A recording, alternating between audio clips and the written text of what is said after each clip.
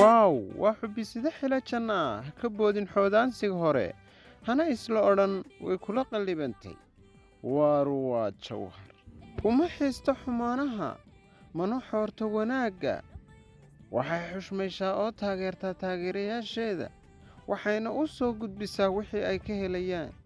waa tuma taasi waa qurayshtii hableed nadiira nayruus oo ay ka dhisan tahay dhinac walba oo buri ka xigto ahaha ogow waxaanu tirinaynaa xayeysiistaga ma aha waa waxay naga mudatay xila jannadu waana xural cayn aanu halkeeda ugu tagnay ku barbaar dhulkaaga oo joog nadiira nayruus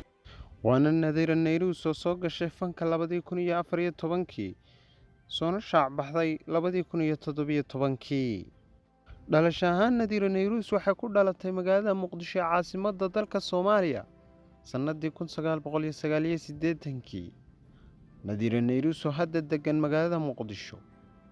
maalmo dhaweydna ka tagtay magaalada Hargeysa oo ay safar ku joogtay magaalada Hargeysana uu timi markii hore si ay u horumariso fankeeda isla markaana heer wacan u gaarsiiso balse nadiira nayruus heerkii laga filayay ma aysan gaadhin oo ma aysan soo saarin heesa badan oo ay dadku ka heleen Hargeysa kuma aysan soo saarin marka laga reebo hees ay soo saartay oo ahayd heestii ay Hargeysa u qaaday markii ay timi kaliya heestaas baa nadiira nayruus laga arkay ilaa intii ay Hargeysa ku soo nagaaday farxadda iyo dhool cadayntu waa filkeeda waana nadiira nayruus iskaabulonimada farxad ku haysata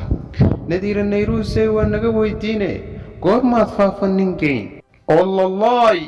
nadiira nayruus marka laga eego xagga soo dhaweynta waa gobaan xaggeeda colkaaga soo gelaynin si wacanna ku martisooraysa intaasoo koobani waa taariikhda nadiira nayruus waana soo koobitaan lagu heli karo